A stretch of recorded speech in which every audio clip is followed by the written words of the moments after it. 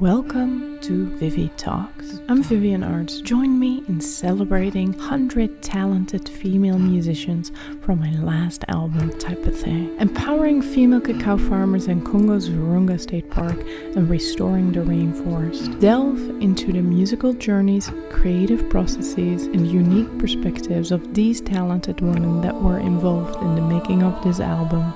Melinda Faylor is a Filipina American pianist and composer with a background in classical piano performance and interdisciplinary work. She's currently working on composing an electroacoustic score for the Sari Sari Storybooks collection, which will be performed with live actors and visual projections. Listen to our conversation as we dive deep into her work involving prepared piano, tarot cards, and audience participation, as well as her upcoming scores and projects. Let's dive into it. Welcome to my official podcast.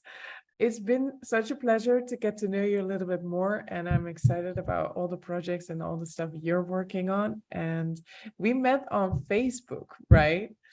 I think so. I thought it was through Jen Chu's salon, but maybe it was somehow you had a call out for samples. That's right. We were in the salon. Yeah, Jen was doing a bunch of these during COVID, right? Like meetups, and that's it. I think I heard that you were looking for samples, so I thought, she might find some.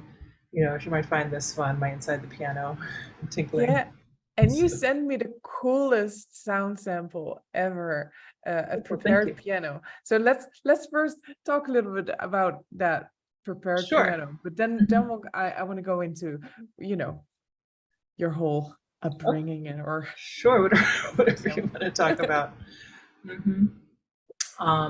So I don't know, I guess I started in college with John Cage and George Crumb, and then improvising with my friends and other pianists, and I started working with dance actually with a lot of prepared piano, so I guess that's kind of in line with that whole school, that period of time. It's kind of interesting. That's that sound world and dance for some reason, because it's sort of like a little mini percussion section. So I feel like it works well. So that was, maybe 20 years ago or so. And then I've been exploring on my own, in addition to playing the works of others. So I love getting inside the piano because, it expands your sound world, because it can be kind of so, I don't know, repetitive, right? You just like as much variety as you can, and so incorporate electronics, incorporate different sounds. I've enjoyed doing over the years. So, and those were just super balls, those little super bouncy balls a percussionist will use sometimes, or pianist will use on the strings. So that's what that sample was. Right. Just dropping the balls inside the strings. Very cool. So for those that are listening, what is a prepared piano?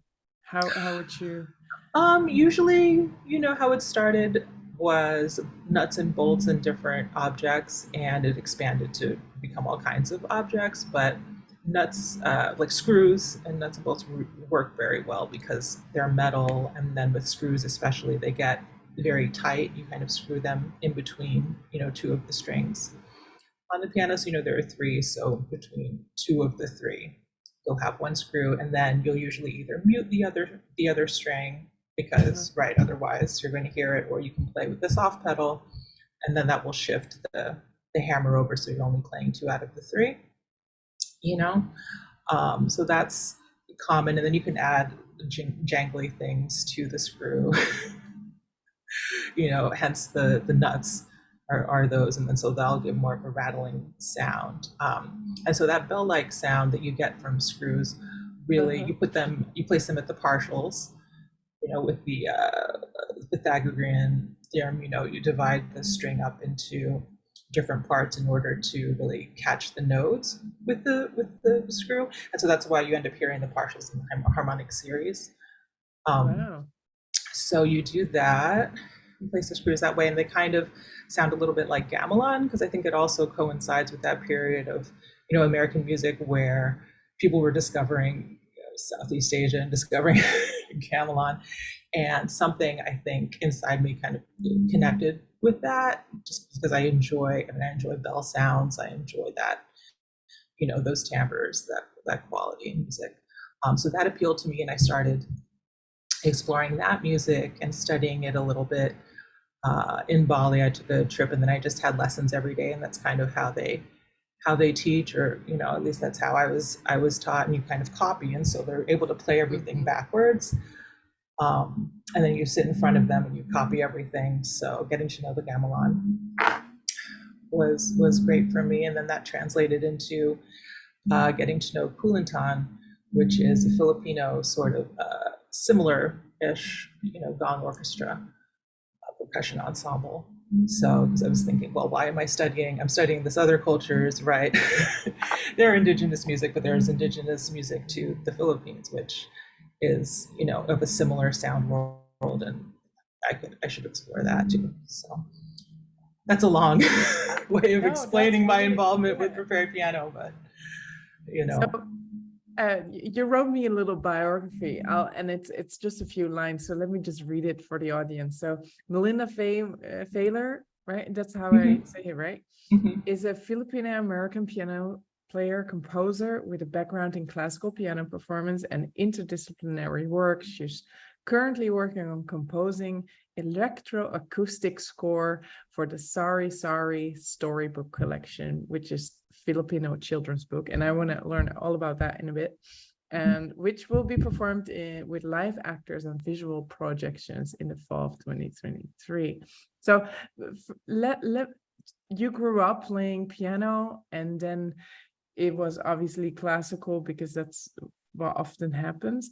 But how did you decide to play piano? Or I think what happened first, my father's very musical, right? So he was a percussionist and went to conservatory in Indiana, and also loves piano music, and kind of, I think, always regretted not having an early start in piano and being able to really be a pianist. So that was part of it, to be honest. But then also I used to sing a lot when I was like a baby and a child, and just kind of constantly coming up with songs of my own and kind of making music without an instrument. So then they decided to, give me an instrument and choose between the piano and the violin. So it's interesting now because I have a son, and he'll do similar things, and he's constantly like singing and making beats and percussion and all of this. So it's pretty. You recognize yourself. For sure. For sure. Amazing. So that's how it began. So classical. So I've kind of come back around to this music, like through the classical world, which is right. Cool. And so I went to Oberlin and Manhattan School of Music, where I got introduced. Well, at Oberlin was introduced to contemporary music. There was so much there at the time. And the Manhattan School, I think they just started their contemporary program right after I graduated, but they seem to have a pretty good emphasis in computer music program too, and jazz, obviously. So you were able to get exposed to the more modern stuff and the more like interdisciplinary improvisations. And I think so there. And then I met my good friend who is a dancer, Lauren Grenendal, in school. And so we've collaborated many times with choreography and experimental music. And then also, so we have a project for next year, which is Messiaen Quartet for the End of Time with dance. And then I'm going to try to actually resample that and, rework the video and create a new composition from that as more of an installation for this other venues. And that's all in Philadelphia. Wow. So far, but so that was my classical background into present, I guess. Very cool. Yeah. So can you describe a little bit of your creative process and how you approach writing or composing, or is it more like improvising in the moment or just feeling what works? I'm trying to become better at improvising. I do get ideas from improvising, but I don't feel like I have the fluidity to just, create something purely through improvisation. So I definitely go back and edit and, I gather all the parts together and try to rework them. But I guess mostly at the piano or in Ableton with samples. And sometimes I'll just try random things. I think that's kind of the best way, is when you try things that kind of, not for any reason, they just don't make any sense, and you try something new and you find something unexpected. So I like to just experiment that way. Yeah, that's cool. And then at some point, it's a composition that you write down, or you have produced it. It's all like a mix of samples that you can use then, or? Sometimes everything is just samples and improvised, or I just know what I'm doing if it's just piano, in electronics. And then sometimes it's written, so it's varying degrees of written. I think I kind of don't have the patience to create elaborate visual scores. I don't know. I've tried. My largest ensemble, I guess, would be like string quartet that I've written for, or choir. Like there was a small brass ensemble, but nothing, very extensive, because just the detail of notation, I don't know. I guess I don't have that. I prefer things to be a little bit looser, or to create, sets of rules or some kind of structured improvisation. Or if it's written, it mostly has been piano, like piano music, or piano and one other instrument. And then do you write also these, I've seen these modern scores where they're like indications only, or a certain range of options that the band or the ensemble could choose. You write that way as well?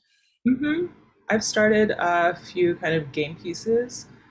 So the third one was played. I played at a composer symposium and had a new group of people. So I was trying to expand the ensemble, because it was kind of just for two performers, and it was easier as a duo. And then I realized a lot about it trying to make it for a larger ensemble there. And it's a game piece. It's just like these little cells, these motivic cells, and they all interlock. I think I wrote them in such a way as they can interlock fairly well. So that also had some spoken word portion of it. So, so the structure of this one, so this game piece number 3 is the instructions for the performers are to do an automatic writing exercise at the beginning. So they play through the score first, and then they do some automatic writing, and that generates their lyrics, and then they can assign those words to the score, either to be sung or spoken, kind of as they want. So they're inspired by the language, like the musical language in what they write, but it's still very much their choice. So it's sort of co-creating. I've been reading some Pauline Oliveros recently, like speaking of Oberlin, taking me back to Oberlin days when she was there, and just her compositional philosophy and ways in which she would create even exercises or pieces that weren't strictly compositions, but that included the audience in a performance, and could be very like intellectual and meditative in quality. And I think that's something that's interesting, something in between just, this is a show for you, I as a composer write it, and then the performers perform it and the audience receives it. Then kind of like mixing those roles, or combining those roles a little bit. I remember I went to one of your performances. I don't know, it was in Gowanus, some gallery space, which was like an amazing venue with really beautiful roof, and it's really large. Yeah, very cool. Yeah, really large. And there was this, obviously, a grand piano that you somehow prepared, and you had like electronics ready to work with. And we had these little cards we had to write as the audience. We had to write certain things. I don't quite remember what the questions were, but a word of inspiration or a word of and then you were using the stack of these like answers of us as the audience. You were integrating these in your performance like spontaneously. It was so much fun. I think people enjoyed it, and it can go different places. Sometimes it's more kind of funny, it's humor, and then other times it can get very serious and dark. So yeah, it's really dependent upon the audience and the group of people. So I mean, the prompts were from memes. So the piece was about memes. And so we interpreted them, through our own personal perspective, and also just the history of all the elements being used in the meme, right? And from that meaning, then we formulated the question to use. So that's sort of a double interpretation, or two steps removed interpretation, yeah. two steps removed from the original, which is a meme of itself. Yeah, I thought interpretation.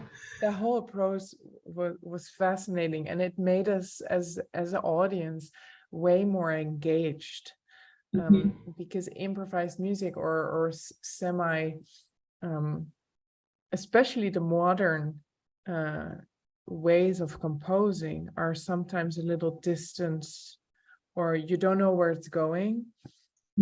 But this way, I think it really worked. It really created the connection between you as the performers and us as the audience. Yeah, and even within the audience, you felt like you got to know a little other bit people more of the people are sitting next to you, who you generally in a concert you don't engage with your right.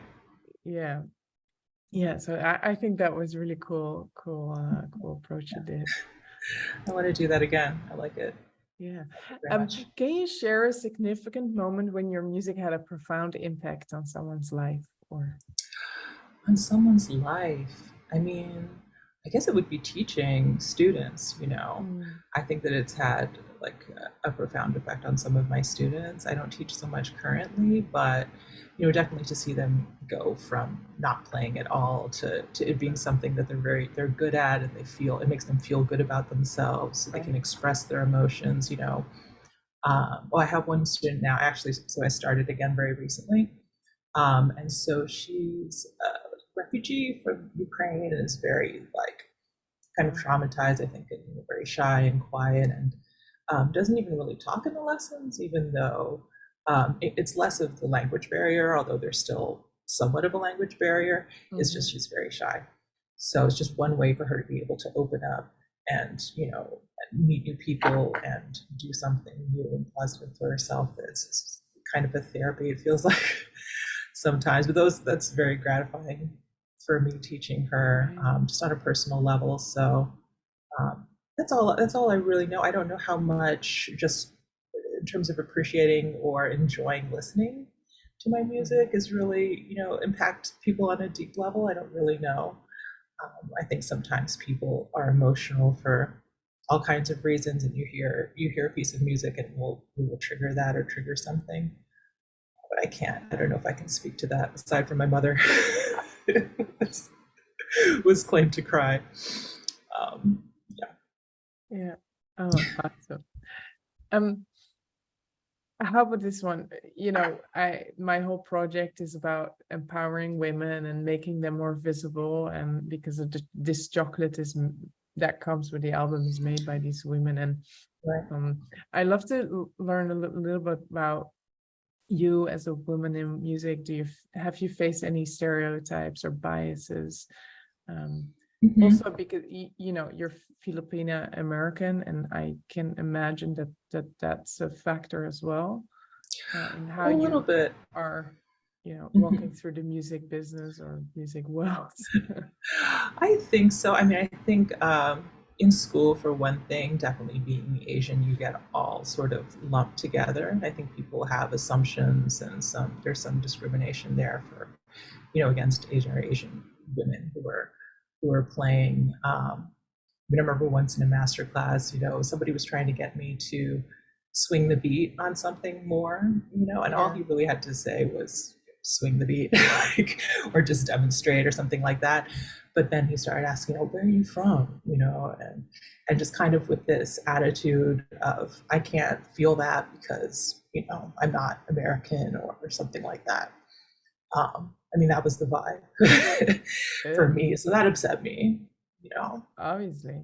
And just things like that, just being underestimated or misunderstood can be frustrating, for people. Or when I had my venue, so I ran my own venue for a number of years, and people just being very surprised. I guess it's kind of, it's an interesting, bold thing to do for anyone, but I think people were more surprised because I was a woman and, a brown woman, or relatively young. I don't think I'm that young. I don't know, what people perceive, but I feel like I was a reasonable age to be opening a business. Well, you in my late 30s, like, you know. So, but just like this kind of underestimation of my abilities, and with regards to like technology too, which obviously, you know, I'm still learning. I'm not perfect with technology, and I've had my issues, but yeah, people really just assume that you can't do technology as a woman sometimes, and it's kind of annoying. You know, if you're trying to help, you're offering to help on something, and they just, or, you know, they don't think that they can use your help, or they don't take it seriously, or you know, conversely, they try to help you and you don't need help. I'm sure you've experienced that. It's totally. quite annoying, right? I mean, nobody knows what anybody else knows, right? But maybe you would approach the situation differently and ask, you know, oh, you know, do you need help with this, or just ask with less of an assumption that I'm, you know, less capable. Right. Yeah. So, and how do you try to challenge these stereotypes or biases, or how do you try to make a change? Just not being afraid to try things, even if you aren't perfect at them, or even if you don't, you know, have 110% of what you think you should have in order to deserve to apply for something or to try to do something. I think that often women like underestimate their abilities and like overwork, or think that they need to be able to, you know, do 1,000% of what they're supposed to do in order to be considered competent.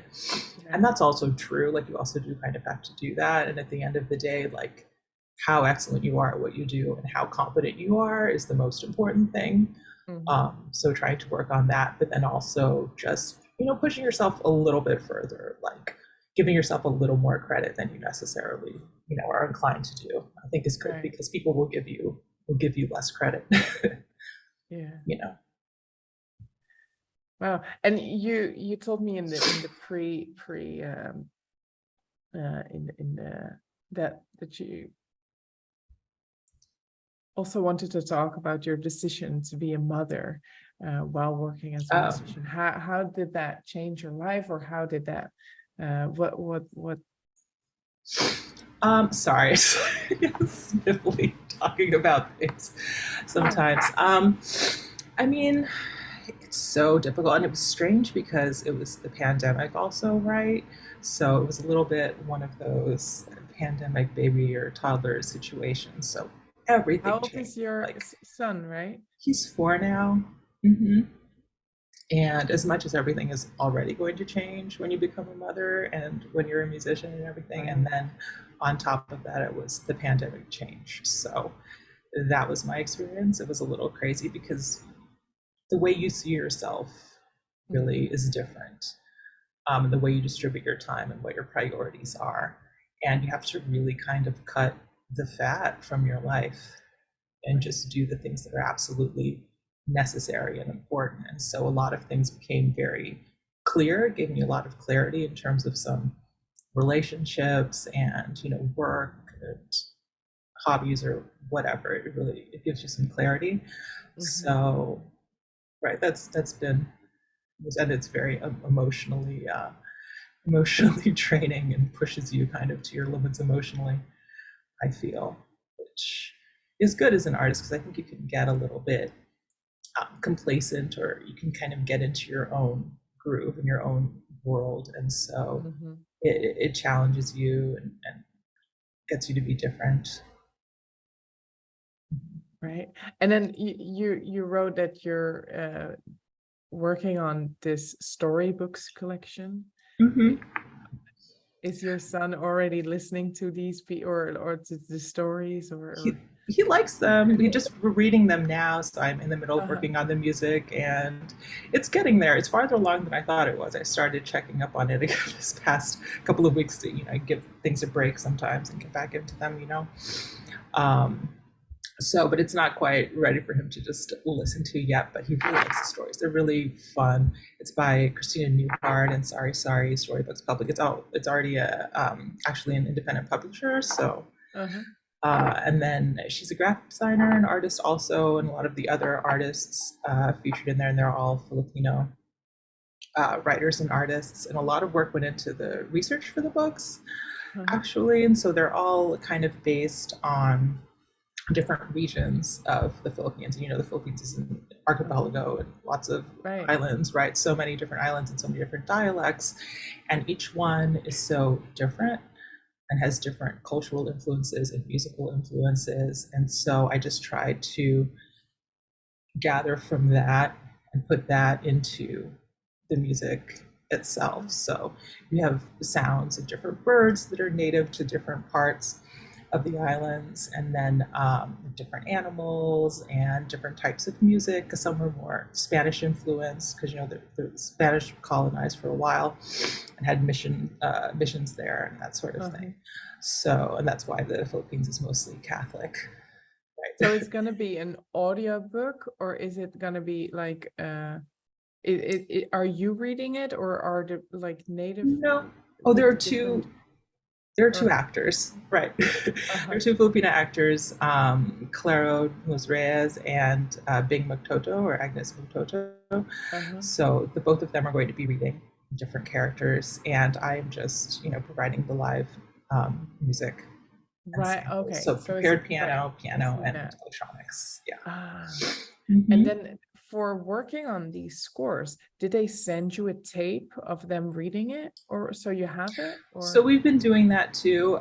We did some live Zoom rehearsals, and then I found, it might be easier to just be working off of a recording like you're saying. So then I did that. And so they can see they can hear where they will fall, just to be able to follow, And then of course it's a dialogue back and forth, and we negotiate some of the timings and how things happen in the storytelling. But yes, and then they hear the recording, and then they can say everything live later on. Oh, that's very cool. And then how many stories? There are 4 that we work with, but really 3 are going to be performed to keep it kind of short for children. I think about 45 minutes to an hour. And it's good for all ages. I think even as an adult, anyone would enjoy listening to it, and it would still be something that you could sit through with your child. And going to places in Brooklyn and Queens. So I can't, necessarily say right now where it's going to be, but there are a few like cultural institutions trying to partner with in the boroughs. So that's what I'm currently working on. Yeah. Yeah. Oh, that sounds amazing. Yeah. And so how about this one? What advice would you give to aspiring women musicians who are just starting their career? Oh boy. I mean, just don't give up.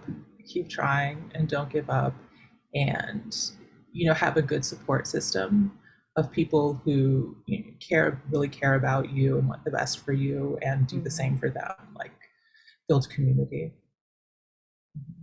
Yeah, I like that. Yeah. How do you navigate, because as an independent musician, you have to do everything yourself. How do you balance the, staying true to your artistic vision and meeting maybe commercial expectations, or just wearing the business hat? How do you balance? It's tough. Like, I've been getting back into just freelancing gigging, because when I had the venue, it was mostly that and a church job for my income. And now I'm just back to, everything, doing all of the things. So it's such a juggling act. And I think we all, I don't know, for anyone listening who is a freelance musician, like, they already know what I'm talking about. And anyone who isn't, I don't know really how to explain it to them. It's just, it's just the freelancing dance. And you get better at it over the years. So I managed to build up a workable schedule for myself.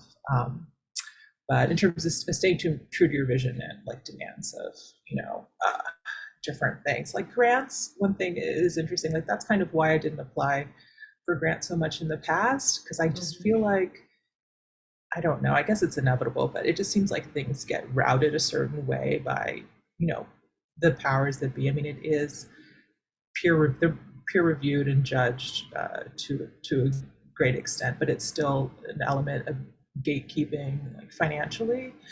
I just feel like certain things appeal to grants, and I didn't want to be bound by that for a long time, so I wasn't really getting into it. But I think you really have to, and also it's less like that than I thought it was. So I didn't give the process maybe enough credit. But yeah. And what's your dream, where do you see yourself going? I'd like to continue composing. I've been composing more and more the past few years, so I love electronic acoustic composition. I'd like to finish. I've been starting an album, like a solo album, and it's just taking, a long time. So I would like to finish that. Aside from that, I'm not really sure. I might open up my venue again. Yeah. Would that be a different location then? And that would be a totally different location. Yeah. We'll see. Yeah. I don't know. Maybe I should just stay composing and performing. It's enough. It's enough time, right? And having a family. Well, I think, having a venue would require you to be there every night that something's happening, because unless you have a manager, but it's a lot of responsibility. I think that's why we not want to start a restaurant, because that's right. My husband, because your partner, your husband. No, he's not. He wants to just do all the different things. Yeah. The risk. It's tough in New York too. Like, the life time of what do you call it? Like the lifespan of restaurants, right? Yeah. It's short sometimes. So. And you have to make the same thing every night. Oh, right. You don't get to experiment. Right? Well, you could have some boutique-y little, you could have of course. Yeah, but tiny restaurant. Everything's different every time. You can break even on that, like culinary experiences. I'm not sure. Maybe only in New York. Yeah, but this would be the place. No, I do appreciate that you wear different hats and that have so many different projects and interests, because I really feel that's part of what I do too. I do a little teaching. I do these projects with the chocolate, which are quite experimental, and then I compose, which are sometimes more songs. And I strongly believe that you could do all of them, and that all these things are just united in you as an artist. And sometimes I feel like people want you to choose or be boxed, and I just don't agree with that, because a creative person can express himself in all these different things. And I think that blends over in what you do, right? When you work with a children's book, and when you work with like prepared piano and a dancer, and then it's all you in different ways, and it inspires these projects, right? It bleeds into different avenues. I think that's for sure what you're doing. Thank you. I think it keeps your mind young and active, and keeps you feeling alive, and like you're learning new things. And I like working with other people who are the same way, Yeah, totally. Yeah. How about, let's see. So upcoming projects and goals you're excited about, how can they follow you, or what's happening in the near future? You can go to my website and sign up for my newsletter, which I promise doesn't go out very often. So it's melindafaylor.com. That's it. And it has links to my music, and then there's a little space there to sign up for the newsletter. And so actually there's a show this weekend. Oh no, I don't have all the information on hand, but it's in Bushwick, and I'm singing for my friends. I'm singing some backup harmonies for my friend's band. Oh wow! So you're still singing too? Purgatory. It's at Purgatory. No, that's amazing. Yeah. 8:00 on Saturday. So that's been another way to grow and express myself. Yeah, love that. Awesome. Well, thank you so much, and it's been such a pleasure to get to know you. And thank you for the sample. Okay, sure. No, I'm glad you enjoyed it. Yeah, maybe we can do something in the future. I'd love to. Yeah. And please stay connected and promote women. Okay, thank you so much. It was really nice talking to you. Great to talk to you too. Okay. Bye. Okay, bye-bye. See you. As I conclude this episode of ViviTalks, I want to express my sincere gratitude for joining me in this musical journey. I hope you enjoyed exploring the stories and experiences of the incredible female musicians on my album. To stay updated on our latest episodes, subscribe to ViviTalks on your favorite podcast platform. Connect with me on social media through Virunga, and please check out my album Typuhthâng, a musical exchange featuring 100 female musicians to empower female cacao farmers of Virunga State Park in Congo. It's about more than just music. It's about making a positive impact in the world. Your support is part of that journey, so thank you once again for tuning in. Until next time, keep celebrating the power of music, and let's continue to amplify the voices of remarkable women in the industry.